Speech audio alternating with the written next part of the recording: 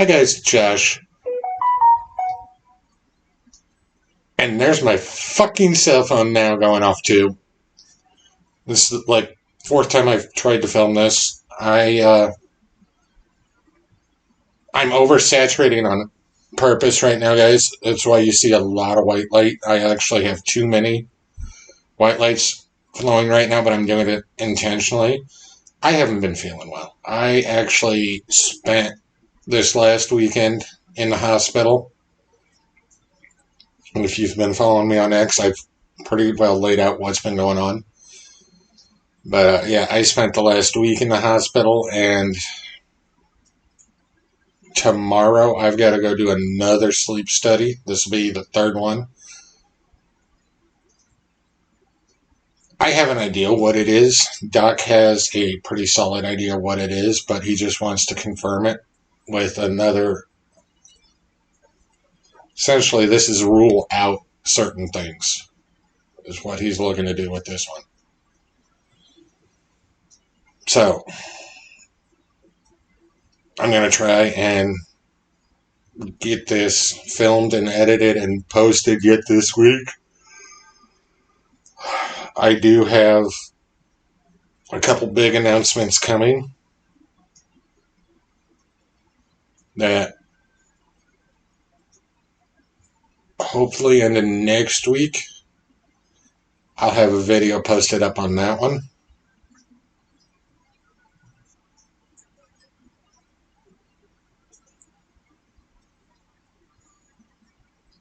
And you're going to start to see the shift here, because today is the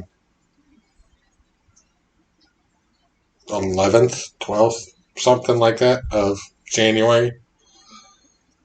And I told you I was going to take a couple of weeks off, but you're going to start seeing the shift. And the shift is going to become more garden focused for a couple of months.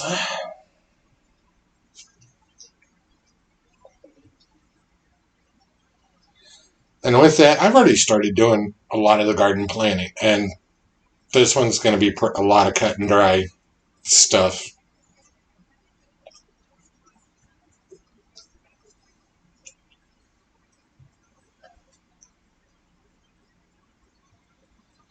But I see a lot of people now jumping into the gardening, and they have no clue what they're doing.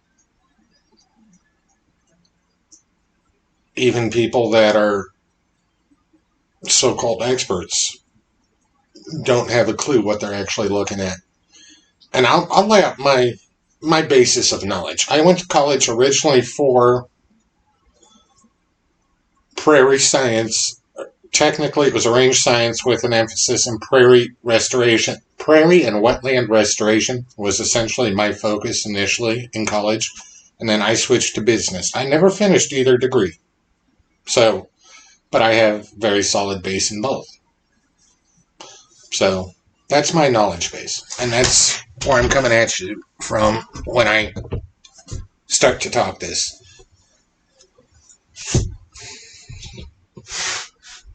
But I also have gardened for 20 years. So I've got a lot of little tricks I know, little things I know that work. That work for me. And I'll tell you straight out my style of gardening is not a true regenerative gardening, but it is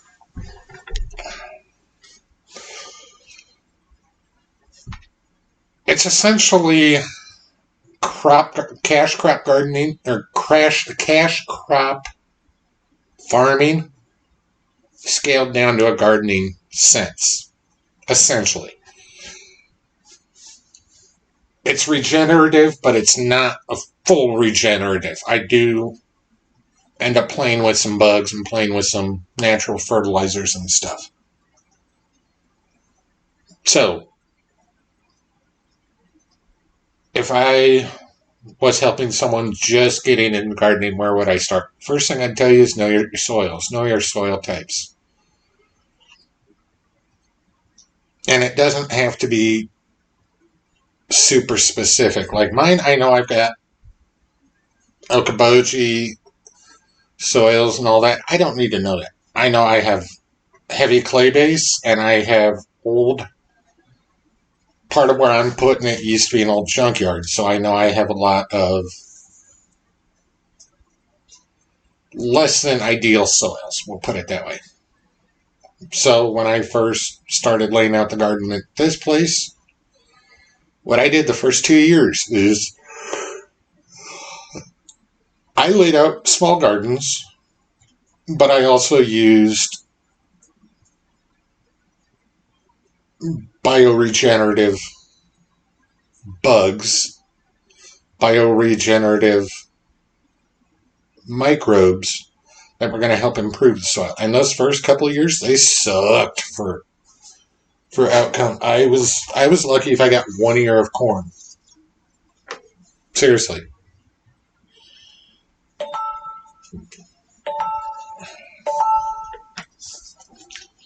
So, but it was plotting, it was planning, and then what I did also, and I do it every year, speaking of which, it's actually due here in about 3 weeks, is I will do 2 rounds of soil sampling.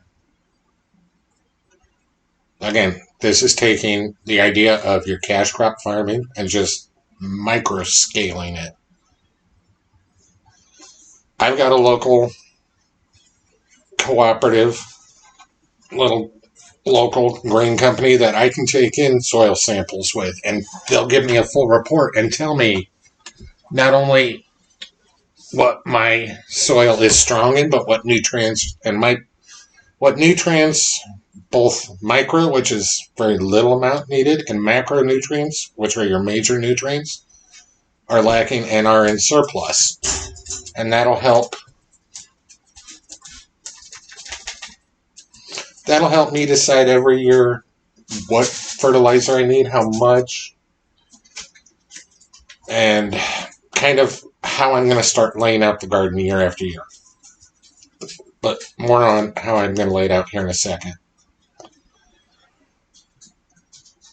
I usually get the first report fall, and honestly this year I didn't. I got lazy on it.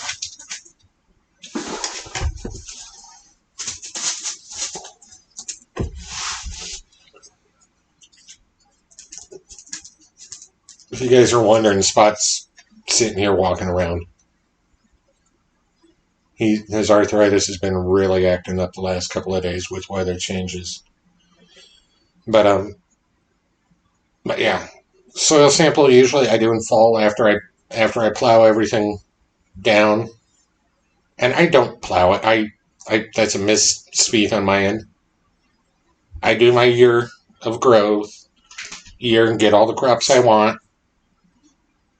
And then I take my lawnmower, regular old lawnmower, and I chop all that weeds down. All those weeds come down.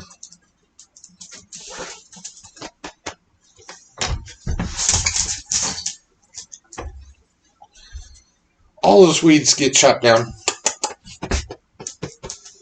And then all those grass clippings, I blow it back onto the garden.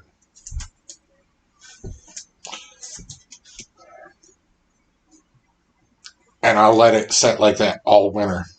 And just let those natural grass clippings decompose, start to turn.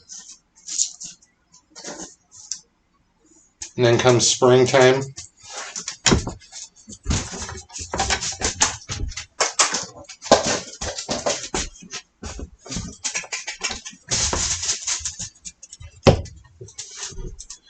And then come spring, what I'll do is I'll do an initial till of my garden. And I would love to do a no-till, but unfortunately I can't with my soil. I have to till. I have to break up that soil. So I till in all the grass clippings the first round. And then I get a quick soil sample. And It doesn't have to be perfect. In the spring, and this, because a lot of times throughout the winter, a lot of that dead grass, and that's already, that it's not a true mulch, but it's same idea as mulch, is already starting to decompose, and a lot of those nutrients in that are starting to leach into the soils. So a lot of times during the winter, those soils get bumped up. And then come spring, after I till in, like there's usually corn stalks and that sort of stuff. After I till all that in, I'll do a soil sample just to kind of see where it's at and what I want, what I don't want for nutrients. And I will get specific fertilizer. And it's usually chicken litter that I've got set out for a year or two ahead. This chicken litter's really hot and it's not good. It'll scorch the hell out of crops.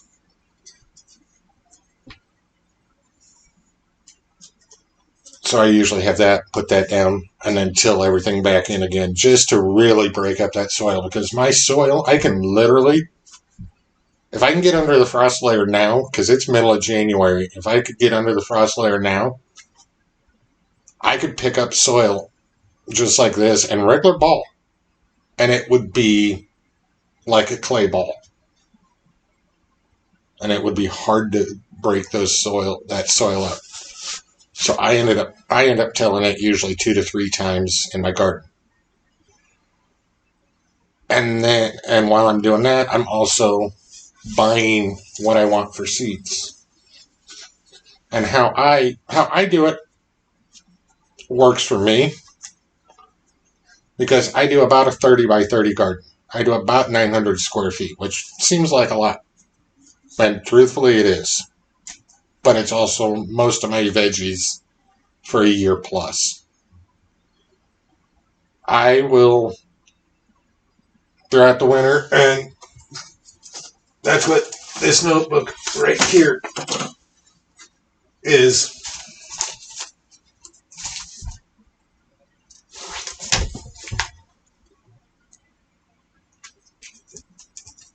And you can see my handwriting. Literally, I'm looking through, I get 8 or 9 different magazines of seeds. Some of them are heirloom. Some of them are GMO. And I'm okay with both.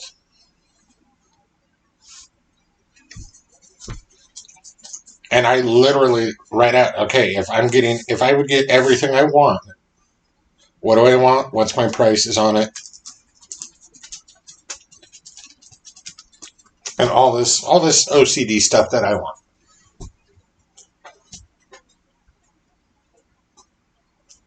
But that's me.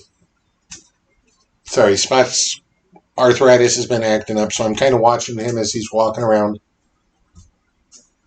tonight, just making sure he's okay. But also, as I'm ordering, I'm noting, or in my case, I've done it enough years now to where it's just natural memory. Which plants work well together? Which ones can I plant alongside each other? Which ones, there's some of these I'll plant together. Which ones take certain nutrients out of my soils? Which ones put those nutrients back in? There's all this little information I like, and that's where I don't have it transferred over here from my laptop. I record most of my stuff using laptop. But I have spreadsheets, literally Excel files just of, okay, garden. This year I went this soil type. Our average temps were this month to month. Our rain amounts were this. It's just, I like information. And then I try to predict based off of those previous years of history. And I try to buy the seeds that mark the veggies that I want. fruits that I want. And I plan out pretty much my veggie order for the year doing all this. And then I start, and a lot of times it's another sheet of paper out of my notebook, and I just start hand drawing. Okay, I've got my basic square. And I've got years, again, I've got years of information, of data, of just, I information overload myself, but it's just years and years and years of data, of pictures, of hand-drawn layouts, of what I've had, how I've rotated year to year. Because, like I said, certain crops will take nutrients out, other crops will put it back in. And why I call myself not a true regenerative, but a regenerative light gardener, is I try to do a lot of crop rotations to make all of that work together and work with each other, so that one year, okay, this half may be lower nutrient because I put like corn in. Corn's a good one, pulls out a lot of nutrients.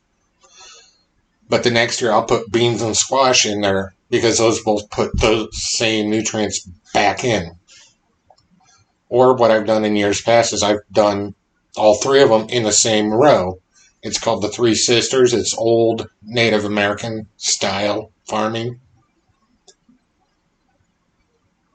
You plant the corn seed up top, you plant the bean seeds off to the sides, and then you do like a squash or something. What it does, the corn grows tall and gives your beans a base for them to wrap themselves around.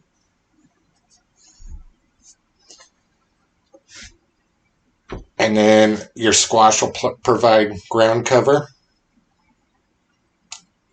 And that, it's not perfect, but it actually does pretty closely even out on nutrient uptake from the ground and then intake back into the ground.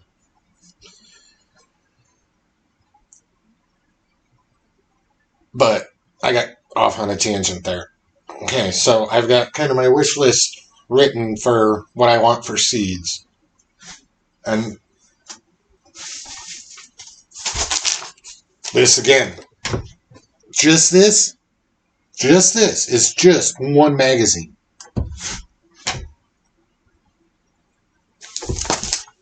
I have 8 that I get actual physical magazines, and then I have 4 or 5 more that I'll go in and just online order them on top. So I get a lot of ground seeds. But what I always have planned is essentially I want to be able to do 3 cycles of mass harvest. And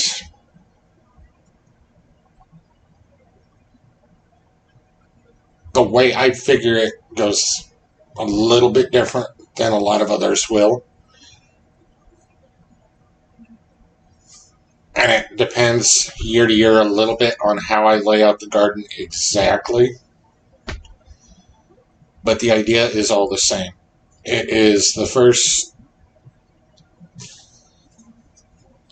Usually how I'll do it is my outer rows are usually my corn, my beans, my squash, my zucchini, my cucumbers. Just because those take so long to grow, and then everything says try to go 30 inches. I slam it pretty tight. I do about 18-inch rows on most of it. But what I'll do is that row of corn, or 2 rows of corn, my outer 2 layers usually just one, as that corn grows taller, it becomes a natural windbreak. With my backyard being fields, it helps. And then 2, I don't mind sacrificing a little bit of the sweet corn. And by leaving that out on the exterior edges, it seems to let the deer, some of the animals take that and leave the veggies I really want that I actually enjoy eating a ton. Leaves those more toward the center. So how I'll usually lay it out is my first 2 rows are sweet corn on either side. You have, figure this 30 by 30 box. My first 3 foot on either side is 2 rows of corn.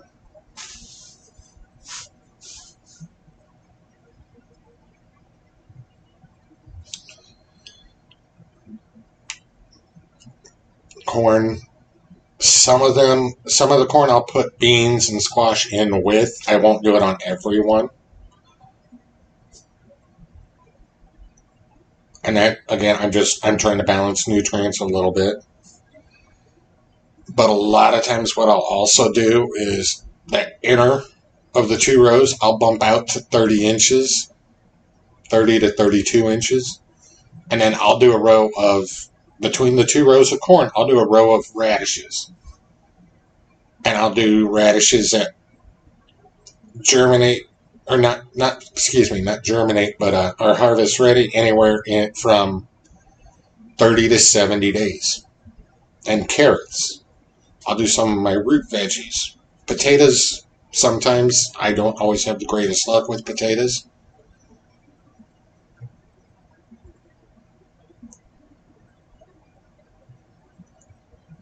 But I'll do a lot of that. And then on the back side, I'll do, okay, so you have the corn on the north and south edges. Typically on the east side, I'll have tomatoes, my bell peppers. And this just gets rotated every year. Because last year my corn was north and south, so it'll be east and west this year for my corn. So my tomatoes will be probably a south side, and I'll probably end up leaving the north side open if I don't plant some lavender. And it's cycling to get the nutrients to balance, but it's also cycling to give part of it a year off. But then within that inner, say 20 to 25 foot square, I do a crap ton of beans. I do green beans, I do snap beans, I do snap peas, I do purple green beans.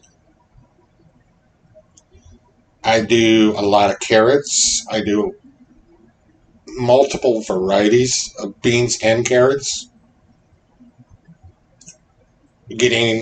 Focusing on, again, multiple colors, multiple shades.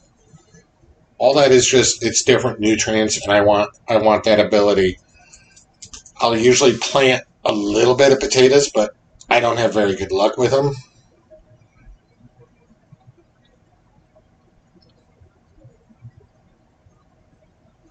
I do a lot of cucumbers, a whole lot of cucumbers and zucchini. And I'll explain why I do a lot of those. Cucumbers, I've had okay luck freezing, but that is something I've heard a lot of guys say they can't do it. But I also do a lot of home pickles and fridge pickles and that. And I turn cucumbers into so many other things to where it makes sense. I get a lot of cucumbers. And zucchini's the same way. I also grow zucchini for my brother and his family because they'll turn zucchini into zucchini flour and use that in place of a lot of all-purpose flour when they do baking. Plus, for me, I will do a lot of zucchini cucumbers and send it out. I've got friends that love to do baking. So I'll provide the zucchini, the cucumbers, all that, and they'll end up doing a lot of baking, and I'll get zucchini bread all summer, literally most of the summer, I get zucchini bread in the freezer. And then the carrots, I do a lot of vacuum sealing and quite a bit of canned carrots. And then green beans, I freeze the hell out of green beans. I vacuum seal them. And what I do is roughly a pound in a bag, roughly, usually. This last year was a little different because green beans exploded on me. But I usually do about a pound a bag, which is about a gallon.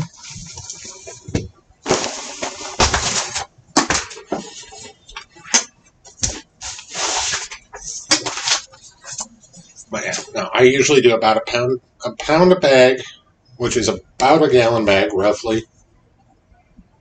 And then I've heard people blanch them ahead of time. I don't. I literally will pull them off of the plant and then wipe the dirt off and bag them right there. Don't string them. Don't break them. Don't do anything. And then same thing with carrots, but I do a lot more canning on the carrots. I do a lot of sweeter. And then potatoes, I throw them in a couple burlap sacks, old potato sacks that the inner one's falling apart to the point where I have it as a second one, and keep it in my basement, keep them cool, dark, and just 80 to 90% of my veggies I do that way. I've got natural wild onions that when I mow, if I'm paying attention, especially because they're usually one of the first things out in the spring, I'll dig up a bunch of them, or when I mow the tops, I'll collect that top and that's onions, and I'll add it in with my peppers if I grow them, or if I buy them from the store. And I'll repack everything and just hold on and freeze it. And most of that stuff I grow, like I said, the 3 growing cycles, which is my early stuff, a lot of my radishes, my carrots. Plant March, April, usually it's about June 1st. My mid-level stuff, some of my green beans, some of my pole beans, which are essentially green beans, but they grow 2 different ways. A lot of my cucumbers usually are about between June and July. Usually if I get them in March, late March, early April, it's usually about 3 months. I was going to say, because my radishes, I'll do 30, 40 foot worth of radishes. I'll do breakfast ones, which are a little bit sweeter, a little bit less spicy, versus the normal radishes. I'll do both. I'll put a bunch of them in old butter dishes and just put them in the fridge and freezer and let them sit all summer. Just leave them covered. I was going to say radishes and onions are usually my early stuff. Cucumbers, green beans, some of my green beans, some of my snap peas, snap beans. Some of those legumes are usually my mid-level. Then like my sweet corn, my tomatoes, my potatoes, squash. That is my later stuff, and that is usually anywhere from 90 to 120, between 90 and 120 days from planting, 3 to 4 months. So if I start the garden in March, literally start tilling it first part of March, plant everything, and I am bad because 30 by 30, I should be able to do it in a couple of days. It usually takes me about a month, just between personal time and just other priorities. It usually takes me most of April to do the prep work, set up the fence, all that, and get everything planted. So I say by May 15th, I try to have everything planted. Usually by then I can start to get some of the early radishes out, really early radishes, and they're tiny. They're 2-bite radishes. That's when the onion, wild onion, starts to grow. And then I go in there. I don't do a lot of weeding personally. I do a lot of natural ground cover. I use a lot of the plant material to keep the ground cover there. Plus and minus, you do what works best for you. Me being a single guy working insane hours, my way works for me. But yeah, grind cycle is usually May to June is my radishes. Some of my carrots are 70, 90 days, 70 days. And then I typically say about the 4th of July is my mid growth on the season. And the reason I do that, not only are a lot of my veggies done or getting close to done, I've also got mulberry trees. I've got crabapple trees. I've got raspberry bushes that are usually starting to produce berries about that time. So my July is busy constantly out in my garden. I'm playing. I'm growing fruits. I'm growing veggies. I've got things going every which way. I've got family coming and grabbing mulberries. And that's always the plan. That always, every year is what happens. And then late August, I always try to say mid-August, but it always seems to be right around late August, Labor Day, and about the second week of September is when I start getting a lot of the sweet corn. And you can have sweet corn that's early season. I like doing a little later season. I think it tastes a little bit sweeter, a little bit juicier. That's just my personal flavor. I usually end up planting a little bit of both. But that's the garden. And then it's just, as things get ready, it's vacuum seal. It is canning. It is picking and then dropping off at brother and his wife's because they do a lot of salsa making, they do a lot more of the finished product. I do a lot more of the raw product for them. And it's always worked out. Hey, I'll grow it. You work out.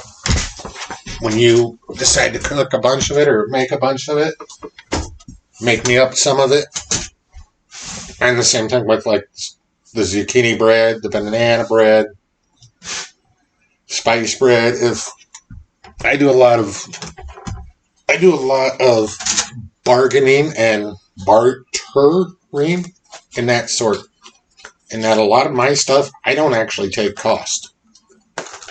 But I grow a lot of the staples that end up being used by others, and I just take part. I'll give them naturally extra, and they just know I want some of the finished product back. That works for me. That works for them. That's just years of communication and talking back and forth.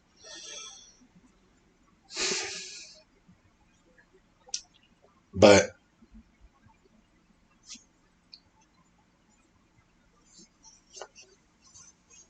that's the garden layout. And then on average, what do I try to plan between the fruits, the veggies? I say my personal goal is 1,000 pounds a year. That's my realistic goal. And it's achievable, but it's a lot of work for one guy. Because I have, like I said, I have about a 30 by 30 garden, but then I've got 4 or 5 empty homemade redneck raised garden beds that I'll do a lot of experimenting with, and there's years those turn out really good. There's years that sucks. I've also got neighbors that they go wild asparagus hunting, and they'll just bring some of it back. And the agreement we have between the neighbors and me, if they bring me a pound of asparagus, I'll get them a pound of green beans or something. Again, to me, it's a barter system. It's what America was founded on. It's what works for me. It's what works in my local area. So I'm good with that. But yeah, and then once everything gets grown and picked, we're usually into October, middle of October. Hell, there's times I haven't picked pumpkins and jack-o'-lanterns till a day or two before Halloween because they were growing, and I've had them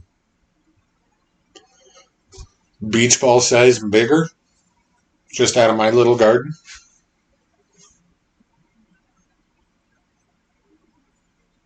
But and then once everything's planted, what I'll usually end up doing, just because some of the squash and that can be hell on my mower, is I'll walk barefoot through the garden, find a lot of stuff that I didn't see throughout the year because of, like I said, I don't do weed control. I don't keep the weeds down. I want the weeds naturally growing. So I do lose veggies in it, and I'm okay with it. But then I will take a weed eater or corn knife, and I'll chop a bunch and just real rough chop it. But I'm also trying to walk through because there's times I've got, like on my beans, I'll put either twine, 30 foot lines of twine, and they might be 6 inches apart for some of them, just so as my beans grow, especially my pulled beans that like to grow up, they have stuff to climb on, and that's where I use the twine, fencing, all that.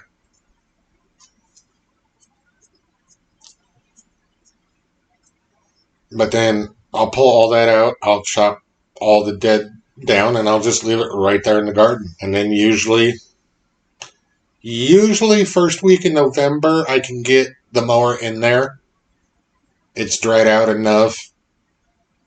We've been getting just enough frost to where I'm comfortable pushing into it. And sometimes it'll be 3 runs of chopping all that old stuff up and just getting rid of it and mowing it back into the garden so that once winter hits, that snow comes on it, that snow literally will melt it and start to help break everything down and just start that cycle over. But that's the garden. I'll lay out more of the garden coming up as I start to actually buy and start the cedar tray, or the starter seeds and all that. I'll walk you through all that.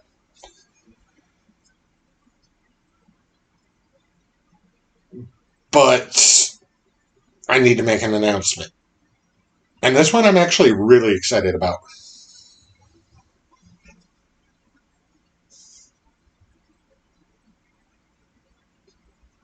This channel and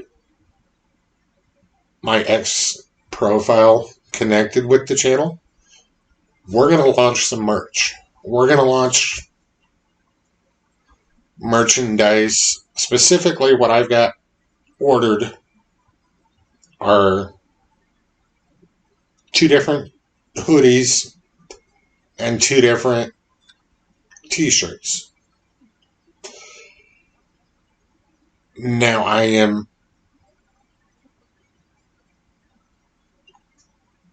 been looking at this for over a year. This initial run is going to be more focused off stuff I've said and done off the X profile, which if you haven't join me on there for some of my shenanigans on there. I'd tell you too. Check the link. I will make sure it's linked.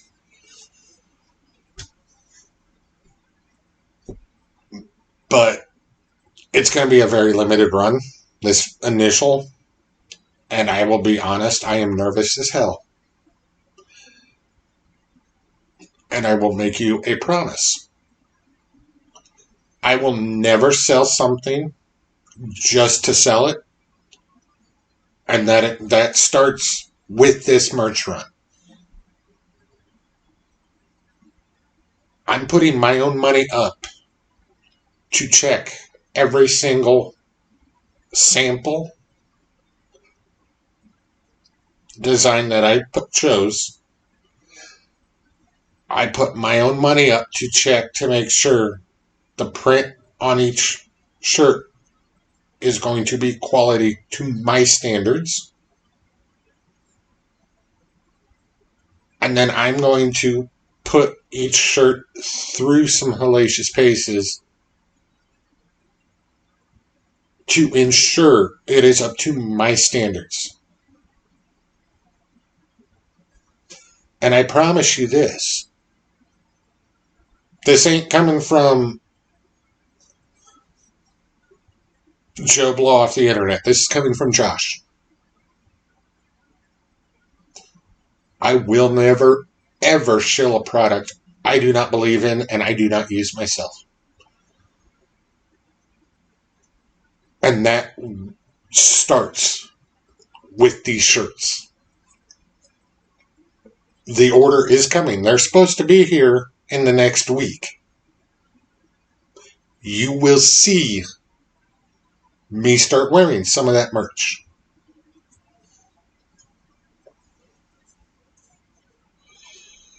You will see me wearing it out and about. You will see, most likely, me putting it through one hell of a torture test. Because I am not going to ship something to you that I would not willingly buy myself. Two other things I want to promise with that.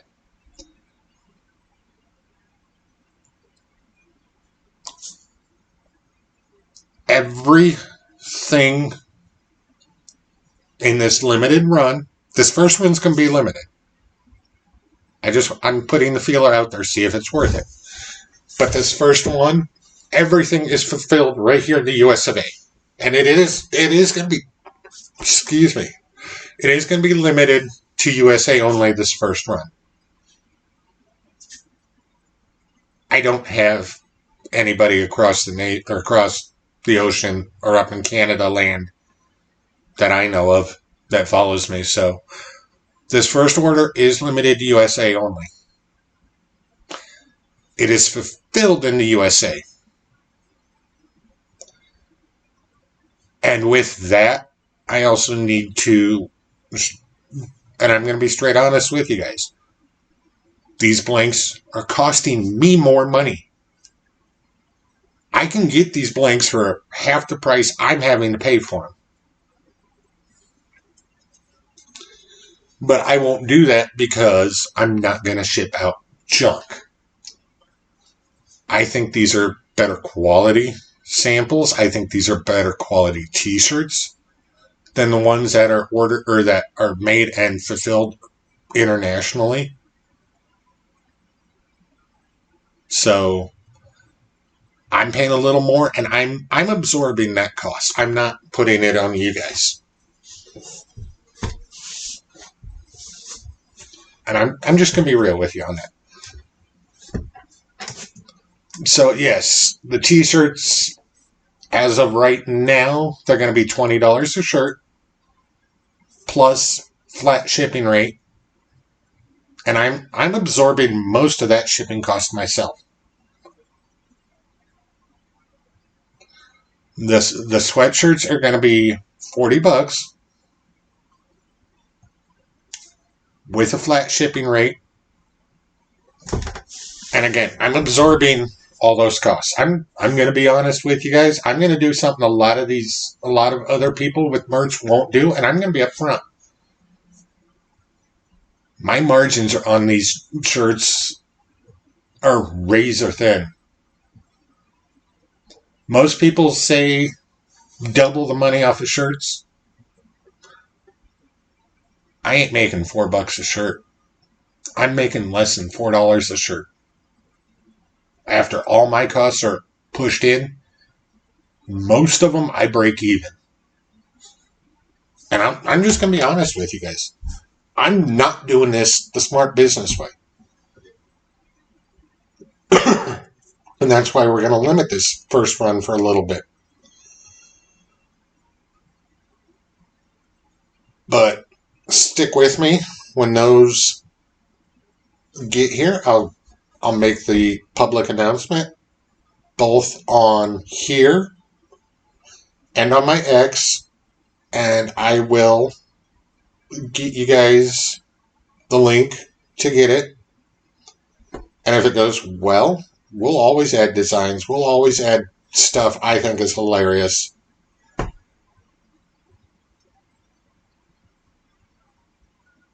And if it flops, okay, hey, I don't mind eating a little bit of cost.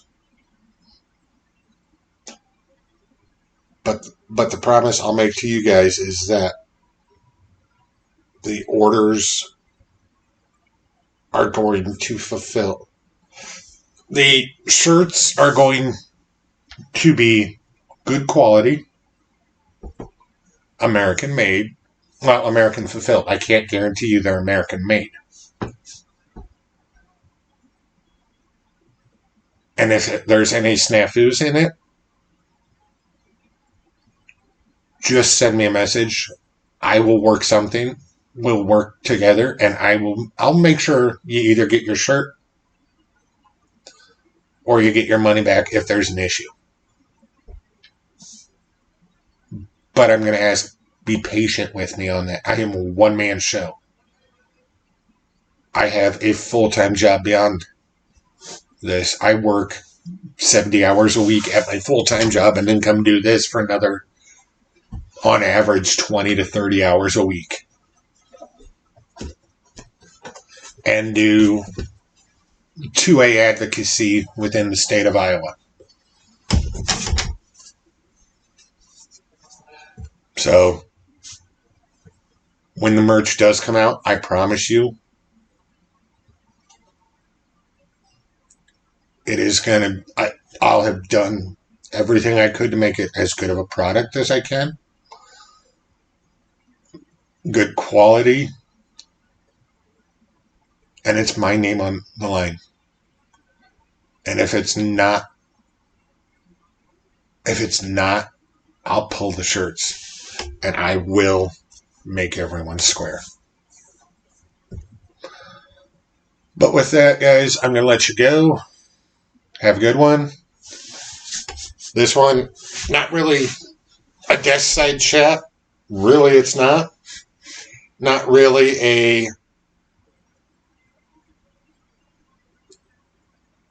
the hellfire and brimstone that usually the desk side chats are. Not really a garden video yet, but just kind of a little bit of an update, truthfully, more than anything. And just kind of letting you guys in on some of the things I've got going behind the scenes. So, with that, take care, guys. Be good. Love each other fully. All that good stuff. And I'll see you later.